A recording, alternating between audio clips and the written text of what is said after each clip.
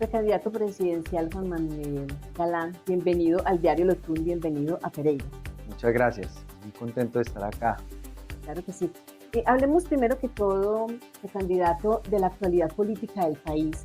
Esta semana que ha estado tan convulsionada con los temas sobre la visa presidencial que fue cancelada y también la desertificación del país. Bueno, esta semana realmente nos hemos visto envueltos en un tsunami de noticias. ¿Qué lectura le da usted a esta situación que estamos viviendo?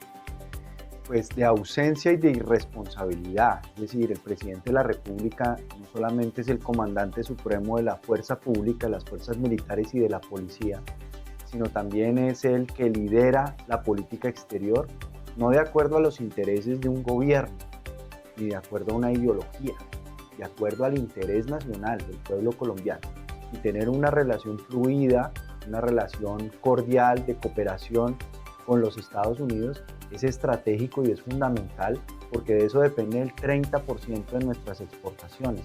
De eso dependen las remesas que recibe esta región del eje cafetero y que son fundamentales para el sostenimiento de muchas familias. De modo que actuar de manera temeraria y de manera irresponsable, pero además incendiaria, como dijo el comunicado del Departamento de Estado, es un acto de tremenda irresponsabilidad con el país. En vez de tratar de solucionar como este tema, por el contrario, el gobierno lo está cada vez profundizando más. Es una estrategia electoral, es agitar esa vieja idea o receta del nacionalismo, de la confrontación con un enemigo externo y de preocuparse por temas relacionados con regiones muy lejanas de nuestro país, cuando en el Catatumbo, cuando en el Cauca, cuando inclusive acá en la región del eje cafetero hay una ausencia, hay una falta de presencia del gobierno nacional en el apoyo a los alcaldes y los mandatarios locales para atender los desafíos de la seguridad, el incremento que hemos visto en esta región de homicidios, por ejemplo, de ser un corredor estratégico para organizaciones criminales como el Clan del Golfo, que están buscando controlar el territorio, intimidar a la población, instrumentalizar a la población para hacer azonadas en contra de la fuerza pública, que está desprovista del liderazgo, del apoyo en inteligencia, pero también del apoyo en capacidad de movilidad aérea para poder responder al desafío de seguridad que tiene en este momento el país y la amenaza de estas organizaciones criminales. Indudablemente en el campo económico esto traerá consecuencias. Y esta propuesta de acercarnos más al oriente, pertenecer a la ruta de la seda, ¿usted cree que eso en alguna medida le conviene al país? Lo que le conviene al país es una estrategia de política exterior de Estado que trascienda a los gobiernos, que no dependa de la ideología, sino que realmente mire al mundo como un todo, en donde Colombia pueda aprovechar rápidamente las oportunidades que este mundo cambiante le ofrece a nuestro país, que son muchas. Colombia no es un país rico, es un país riquísimo para poder competir a nivel mundial en esta transformación, en este desorden mundial en donde se está gestando un nuevo orden. Todo ese orden que conocimos después de la Segunda Guerra Mundial, que era como la Pax Americana, se terminó. La globalización también se terminó, estamos en una era de posglobalización, en donde Colombia tiene que aprovechar rápidamente las oportunidades para los próximos 10, 15, 25 años. Si no las aprovechamos, vamos a ser un país envejecido, un país pobre. Entonces, tenemos que prepararnos y ahí tenemos grandes vertientes para trazar proyectos de Estado con visión de país. Por ejemplo, podemos ser un gran hub de energía. Colombia tiene agua, tiene gas en la tierra, gas en el mar, tenemos hidrocarburos, petróleo, tenemos posibilidad de generar energía geotérmica, hidrógeno verde, hidrógeno azul, biogás, biometano. Podemos también incursionar en lo nuclear, ser una gran potencia de generación de energía. Y hoy el mundo tiene ese reto. Por la inteligencia artificial y por los vehículos eléctricos, en los próximos 3 años, la demanda de electricidad mundial va a crecer un 40%. En Colombia ya tenemos un déficit de generación de energía, por eso las tarifas se están incrementando. Pero por no extraer el gas, las familias están viendo su tarifa de gas incrementada en un 31% por el gas importado. Tenemos que extraer el gas. a corto plazo a través del fracking. Creo que ya el debate no es si fracking sí o fracking no, sino cómo hacemos un fracking ambientalmente responsable y socialmente responsable.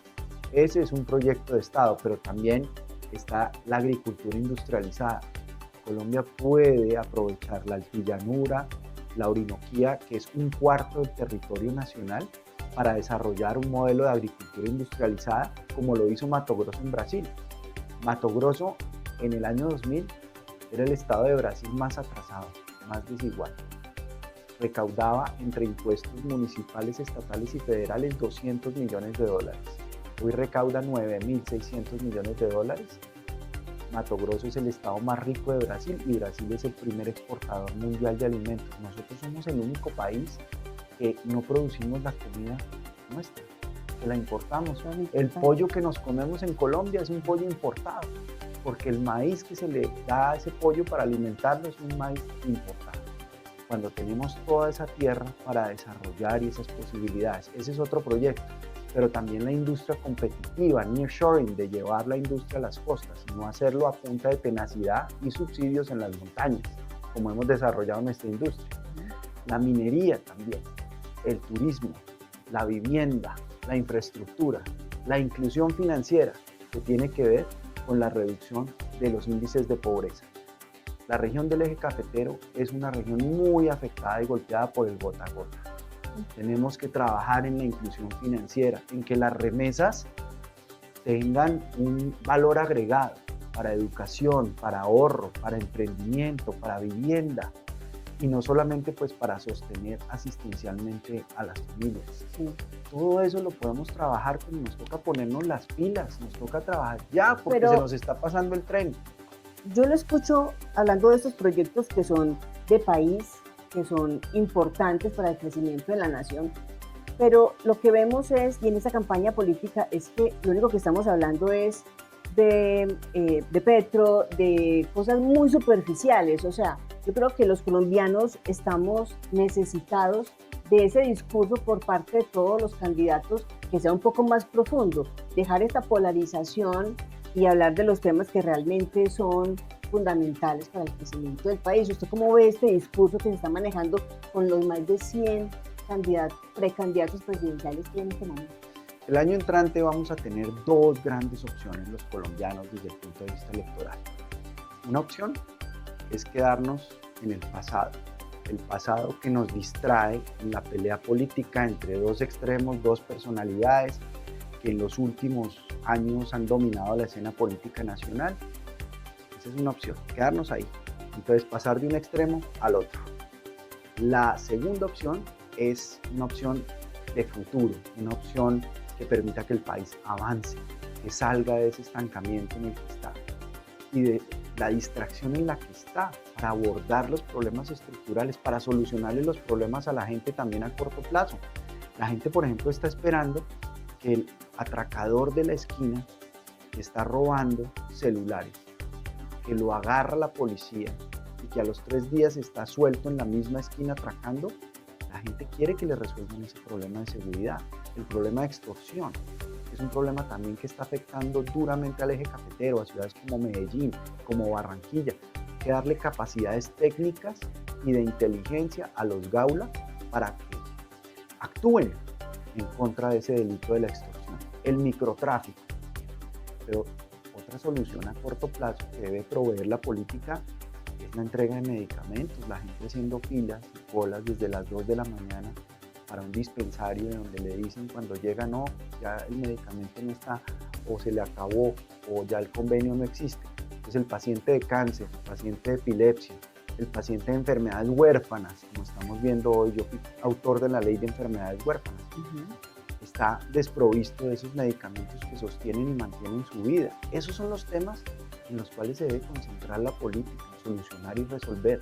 Pero nosotros distraídos acá en una pelea que no termina nunca, que es estéril, que no produce soluciones, cuando la política, su razón de ser, es entregarle resultados a la gente para resolver los problemas y trazar una visión de mediano plazo para que el país despegue y aproveche estas oportunidades. Es que estas oportunidades no se nos van a volver a dar. si no las aprovechamos ya y nos ponemos las pilas y nos organizamos como país, como nación, vamos a perder ese tren de la historia. Sí, entonces, así las cosas, ¿usted está más cerca de qué en este momento de precandidatura? Existen dos polos en este momento, bueno, digamos tres. Está obviamente Petro con la izquierda que se está organizando y muy bien. Están muchos candidatos, precandidatos del centro y los de la derecha, que lo podríamos llamar así, con el centro democrático. ¿Usted cuál está más cerca? Pues nosotros en el nuevo liberalismo, que nació hace 45 años como un partido rebelde, inconforme, partidario de cambio social contra el clientelismo y la corrupción, y en esa lucha entregó la vida no solamente Luis Carlos Galán, mi padre, sino más de 50 de nuestros miembros, concejales, exalcaldes, fueron sistemáticamente asesinados y por eso desapareció el partido. Nosotros hoy lo que queremos representar es una opción de futuro, una opción, como decía el lema de José Antonio Galán y de Luis Carlos Galán, siempre adelante, ni un paso atrás. Las etiquetas de centro, derecha, izquierda, eso se le quedó pequeño ya a la política, a Colombia. Lo que tenemos que buscar es reunir fuerzas de todas las orillas, buenas ideas, buenas personas, decentes, con vocación de servicio, que quieran que el país avance y no que se quede atado, anclado a ese pasado de confrontación estéril. Sí, pero precisamente muchos líderes políticos están actuando de una manera muy independiente. Obviamente usted tiene su partido, es un partido de tradición, hace muchos años lo conocemos, pero hay muchos precandidatos. Pero no la política tradicional. Bueno, historia heroica.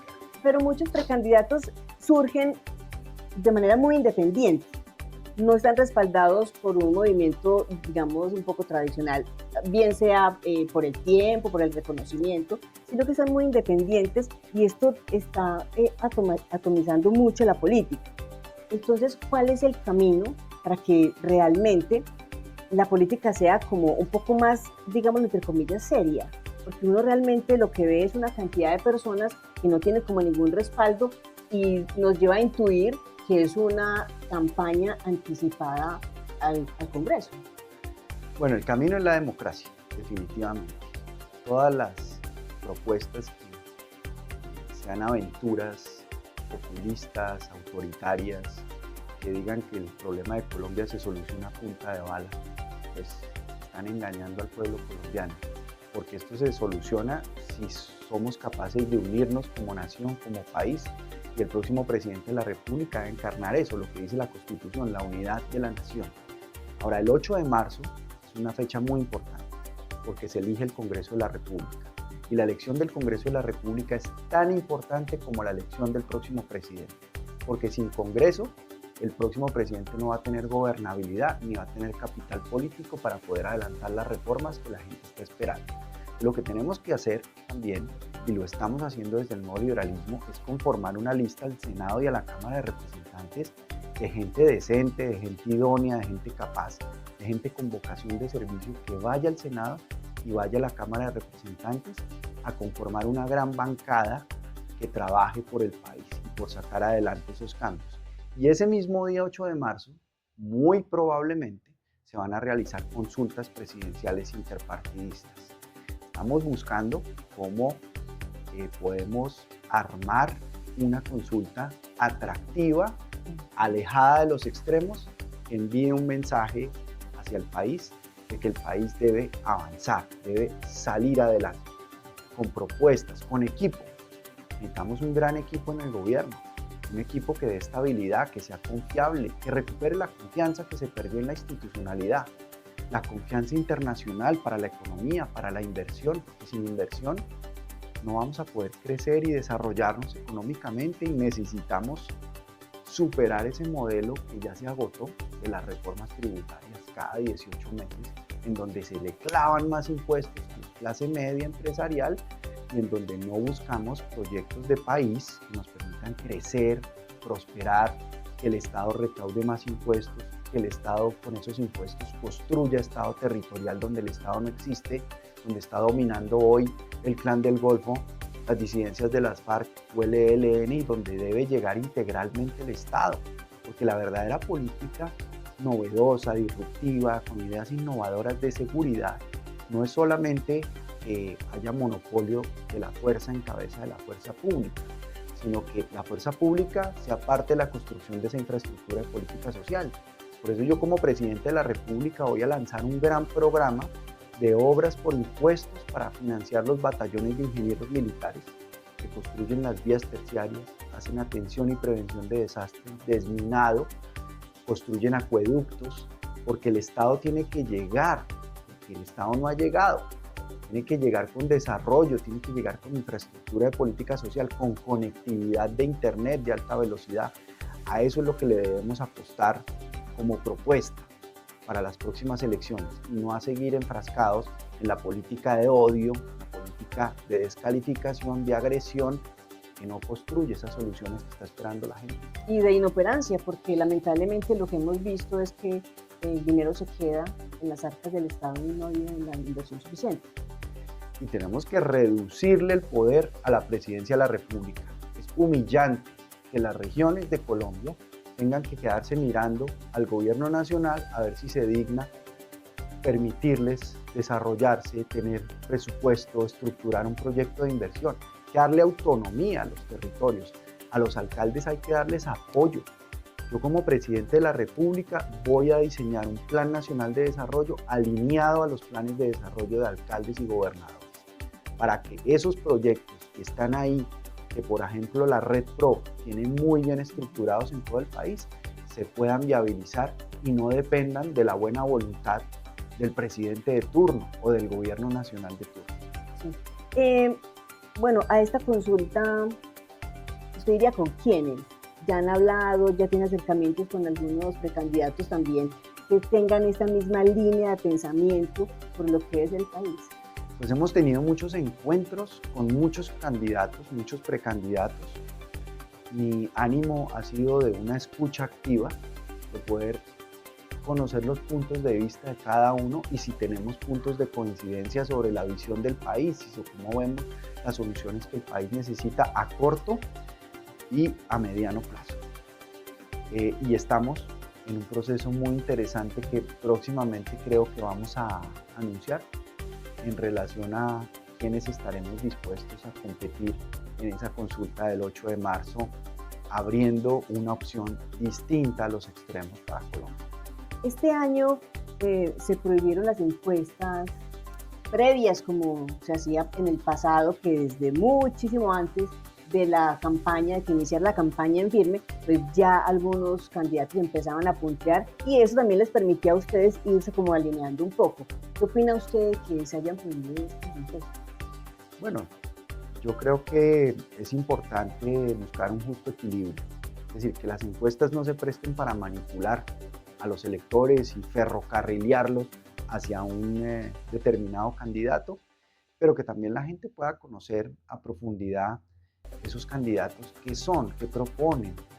Eso es lo más importante, creo yo, en lugar de personalizar tanto la política, dejar que haya competencia. La competencia en democracia es sana, es importante, es la esencia de la democracia. Y hay que dejar que esa competencia se dé, no tenerle miedo a la competencia. Y por el camino la competencia va orientando a que algunos candidatos queden rezagados, otros se mantengan y de esa forma pues tengamos el 8 de marzo un panorama más claro, con un nuevo Congreso y con una unidad, pero una unidad de propósito, de país, de visión de país, no solamente alrededor de una personalidad, sino de un proyecto. Y el nuevo liberalismo, ¿cómo está haciendo esta labor para reunir a los mejores candidatos de cara a las elecciones? Bueno, lo primero que estamos haciendo es trabajando en la elección de los consejos de juventud, porque como viceministro de la Juventud me correspondió organizar la primera elección de consejos de juventud. Para la última elección de consejos de juventud, que todavía el nuevo liberalismo no existía, hubo apenas 10% de participación. 90% de los jóvenes habilitados para votar y participar no lo hicieron. En esta ocasión, existimos, que tenemos personería jurídica, hemos hecho un gran esfuerzo por tener muchos candidatos y logramos inscribir 1.100 candidatos a los consejos de juventud en los 32 departamentos de Colombia. ¿Por qué es tan importante los consejos de juventud? Porque es el semillero de una nueva manera de hacer política, de un nuevo liderazgo político, de un relevo generacional en la política que entienda la política de otra forma, alejada del clientelismo, alejada de la corrupción, de cómo se utilizan las órdenes de prestación de servicios, que lo hace este gobierno nacional, pero lo han hecho muchos gobiernos territoriales también. Y es que por la necesidad de empleo de la gente y por la falta de oportunidades de empleo, la gente busca una orden de prestación de servicios, se la dan en una alcaldía, en una gobernación, en el gobierno nacional, pero mensualmente tiene que entregar plata de sus honorarios al clan político que está dominando esa institución. Tiene que llevar gente a la reunión política, tiene que registrar votantes y tiene que repartir cupos de publicidad en campaña. Y si no, lo botan a la calle y le quitan el Congreso, el contrato. Eso es una forma de esclavitud moderna. Ese clientelismo lo vamos a acabar. Y además eso es lo que tiene disparado el gasto público improductivo. Entonces, ¿cómo así que nos vienen a decir una nueva reforma tributaria para financiar clientelismo y politiquería con fines electorales? ¿Cómo así que se intervienen las EPS para robarse los datos y hacer empadronamiento electoral y quebrar esas EPS? Porque antes de las intervenciones, las EPS pues están en una situación, pero después de la intervención terminan más quebradas, terminan saqueadas y sin los datos que están usando con fines electorales. Entonces, por eso es tan importante el proceso de consejos de juventud que estamos adelantando, pero también estamos trabajando en la conformación de nuestras listas, buscando en todas las regiones candidatos a Senado, candidatos a Cámara de Representantes que quieran, que aspiren, que busquen una nueva manera de hacer política y entiendan la importancia que tiene el Congreso de la República. El Congreso lo ha demostrado, lo demostró en este gobierno, lo importante que es tener un Congreso independiente, separado del poder presidencial y que no se deje comprar a punta de mermelada, a punta de puestos, a punta de órdenes de prestación de servicios, sino que actúe consciente de que es el poder legislativo, que debe ser independiente, que debe hacer control político y que debe trabajar en las iniciativas legislativas que el país necesita, las reformas que el país necesita. Y el próximo presidente tendrá un año, 100 días, para plantearle al próximo Congreso una agenda legislativa reformista. Y en Risaralda, ¿tendremos alguna lista a la Cámara, por ejemplo? Estamos trabajando en eso y aprovecho este espacio también para hacerle un llamado a los risaraldenses para que desde las organizaciones sociales, desde los colectivos, se animen a participar en las próximas elecciones desde el nuevo liberalismo.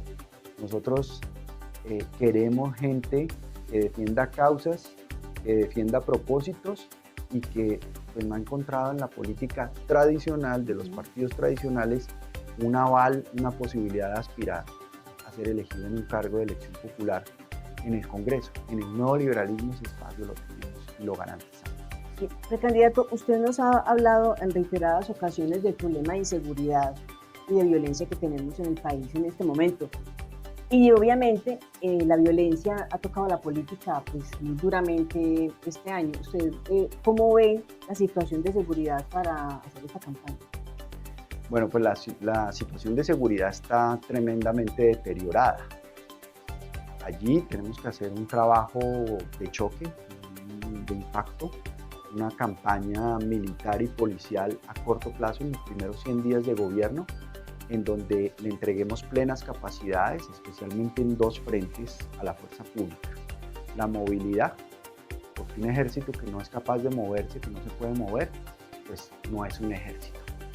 Y la flota de helicópteros, los MI-17, que son la columna vertebral del transporte de tropas, los Black Hawk y los Arpía, son los que están artillados y tienen capacidad de fuego, están paralizados por falta de mantenimiento, por falta de recursos, por falta de horas de vuelo, del pago de los pilotos y de la gasolina.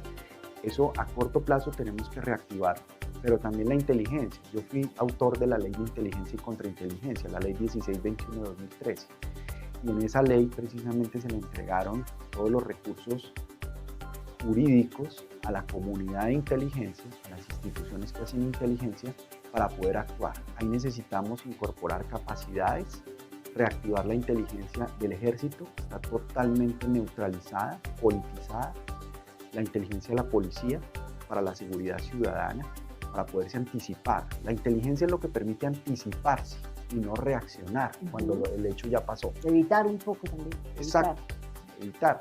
Entonces necesitamos recuperar ese activo estratégico a corto plazo. También profesionalizar la policía. A nivel ejecutivo de la policía, que son los patrulleros, los subintendentes, los intendentes, los intendentes jefes, los subcomisarios y comisarios, que son los 6 grados del nivel ejecutivo de la policía. Es el policía de la calle, el policía que interactúa con el ciudadano, que responde por primera vez al ciudadano.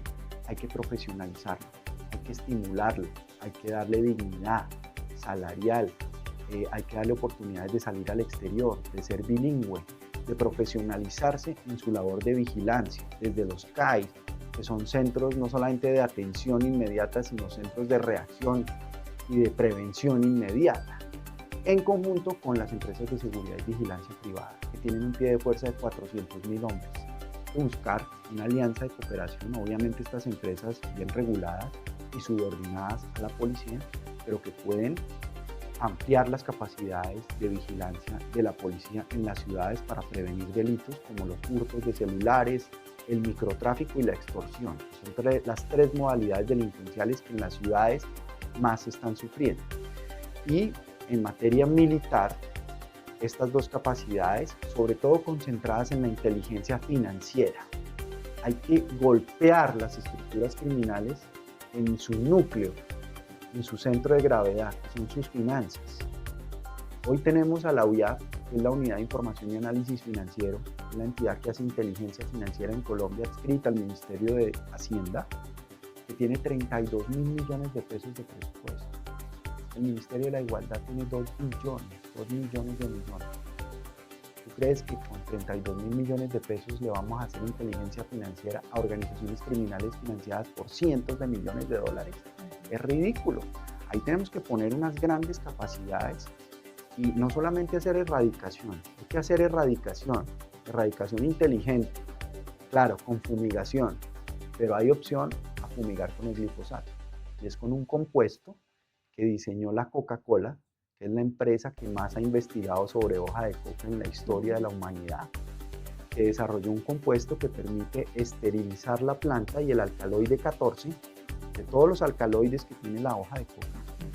El alcaloide 14, uno de los alcaloides, es el que permite transformar la hoja en clorhidrato de cocaína. Entonces, le quitarían entonces, es como esa propiedad. Exacto, pero no tiene el efecto tóxico colateral que pues, nos han demandado. Ecuador nos ha puesto unas demandas multimillonarias por los daños que causa el glifosato. El glifosato causa cáncer, eso está comprobado. Linfoma Hodgkin y linfoma no Hodgkin. Pero hay que hacer interdicción. ¿Qué es interdicción? Tumbarle los cristalizaderos a los narcotraficantes y tumbarle los cargamentos de cocaína, que es lo que está haciendo Estados Unidos en el Caribe, cerca de las costas de Venezuela. Esas actividades y esos operativos hay que hacerlos también en el Pacífico, en cooperación con el Ecuador. Hay que terminar de construir la base de Gorgona, es una gran base de interdicción, porque eso sí le duele a un narcotraficante, que se le caigan unas toneladas de clorhidrato. Claro, ya después de haber invertido todo el dinero en la producción. Bueno, y en el campo... Una última cosa, sí, también en esa estrategia de interdicción, la inteligencia financiera de los circuitos de lavado de dinero, porque sabemos las modalidades de lavar dinero, deforestando y metiendo ganado en las tierras. Los Airbnb también se han convertido en mecanismos para lavar dinero, especialmente en el Pasto y en Nariño, en el Pacífico nariñense hay denuncias de cómo se lava dinero a través de los Airbnb. El contrabando, es decir, mandan el clorhidrato de cocaína y traen contrabando. Entonces es el negocio redondo, porque ganan por punta y punta, ¿no? Entonces eso es fundamental como una estrategia integral en contra del narcotráfico y en contra del lavado de activos para golpear el corazón de las estructuras criminales. Sí. Bueno, y en cuanto a la seguridad de ustedes como candidatos, precandidatos, bueno, pues la Unidad Nacional de Protección en este momento, pues, es una entidad que maneja un presupuesto multibillonario, no multimillonario, sino multibillonario con B larga, tiene en este momento unos esquemas de protección asignados a gente que o no los necesita o inclusive que los usan para transportar armas, para transportar clorhidrato de cocaína, secuestrados. Es decir, hay que hacer una gran auditoría forense de la ONP para poder encaminar los recursos a las personas que sí necesitan protección, que necesitan garantías de protección para desarrollar pues esta campaña en unas condiciones de seguridad adecuadas. ¿Pero usted se siente seguro o se siente inseguro? Pues yo, gracias a la policía, me he sentido seguro. Yo soy miembro de la policía, soy profesional oficial de la reserva, en el grado de mayor, llevo 13 años en la policía. Y por eso conozco a fondo la policía y creo en la policía como institución y creo que hay que transformar y profesionalizar la policía. En el caso hipotético de que su padre estuviera aquí con nosotros, ¿usted qué cree cuál sería el consejo que él le daría en este momento frente a esta campaña que ya está desarrollando? Persistir, perseverar, insistir, nunca desistir, no desanimarse. La política tiene una cantidad de amarguras, de frustraciones, de tristezas, de desengaños, pero también tiene grandes compensaciones. Cuando uno logra, por ejemplo, sacar adelante un proyecto de ley, como un proyecto que para mí es muy especial, que es la Ley 1680, de la cual soy autor, que permitió que 1 millón de personas ciegas y de baja visión pudieran acceder gratuitamente a Internet a través de un software lector de pantalla y una licencia que compró el gobierno nacional y que puso a disposición de descarga gratuita, y van más de 1 millón de personas que han descargado ese software, el software JAWS. Eso es la gran satisfacción que uno tiene cuando uno logra sacar adelante proyectos, iniciativas que de verdad cambian la vida de la gente, que le ayudan a la gente a prosperar, a avanzar, a ser autónoma, a ser independiente. La Ley 1787, que reguló en el 2016 el uso medicinal del cannabis, también ha aliviado y ha mejorado las condiciones de vida de muchas personas que padecen dolor, problemas de sueño, que están atravesando una quimioterapia y tienen náuseas, ansiedad, pérdida de apetito. Todo eso es satisfacción en la política. Pero la política ante todo es una carrera de resistencia, no de velocidad. La política lo que cuenta no es llegar más rápido, sino llegar más lejos. Yo siempre la comparo con el caballo de carreras más famoso de la historia. Hay una película de Disney muy famosa que se llama Secretariat. Y es una película real, es la vida real del caballo más famoso de carreras. Y fue un caballo que ganó la triple corona. Y era un caballo que no era el más rápido. Era un caballo que cuando arrancaba la carrera se quedaba rezagado, se quedaba atrás. Pero cuando todos los que iban más rápido se fundían, el caballo venía de atrás, tenía fondo y llegaba y ganaba las carreras. Entonces cuando se murió el caballo, le hicieron una autopsia, querían saber ese caballo qué era lo que tenía de especial. Y se dieron cuenta que tenía un corazón del doble del tamaño normal de un caballo y eso era lo que le daba fondo. Yo creo que para hacer política necesita un corazón grande, un corazón fuerte, un corazón que dé fondo y un corazón que le permita a uno también resistir todo lo malo y lo triste y lo amargo que tiene la política, pero también asumir las grandes satisfacciones y compensaciones. Y ese gran corazón también lo tiene su hermano, ¿no? Ustedes obviamente son pues, presidenciables los dos. Ustedes hablan de eso porque es difícil que el país elija a dos hermanos como presidentes en algún momento. Seguramente eso no se daría. ¿Han hablado de eso? De pronto ustedes dicen, yo me bajaría si usted quiere aspirar. ¿Esos temas se tocan en la casa? Pues nosotros hemos construido una carrera política independiente. Él, por ejemplo, estuvo en Cambio Radical, yo estuve en el Partido Liberal muchos años. Ahora coincidimos ambos en el nuevo liberalismo, gracias a que recuperamos la personería jurídica con un acto de reparación de una sentencia de la Corte Constitucional que reconoció que la violencia había sido la causa de desaparición del partido, no fueron escándalos de corrupción o que se quedara sin votos el partido, sino que lo exterminaron físicamente. Claro. Entonces, él ha construido una carrera encaminada en Bogotá. Su sueño siempre fue llegar a ser alcalde y lo logró después de 3 intentos. Mi sueño siempre y mi trabajo ha sido en el ámbito nacional, por eso fui senador 3 veces, que el Senado es circunscripción nacional, y tuve una incursión a la presidencia de la República en el 2022, logré el segundo lugar en la consulta presidencial del 2022, pero esta vez tenemos más experiencia, tenemos más fortaleza, tenemos el propósito de saber que Colombia necesita hoy un liderazgo confiable, un liderazgo que permita que el país avance, que sea gobernable y que la política gubernamental le resuelva los problemas a la gente. Candidato, muchas gracias. Muchísimas gracias.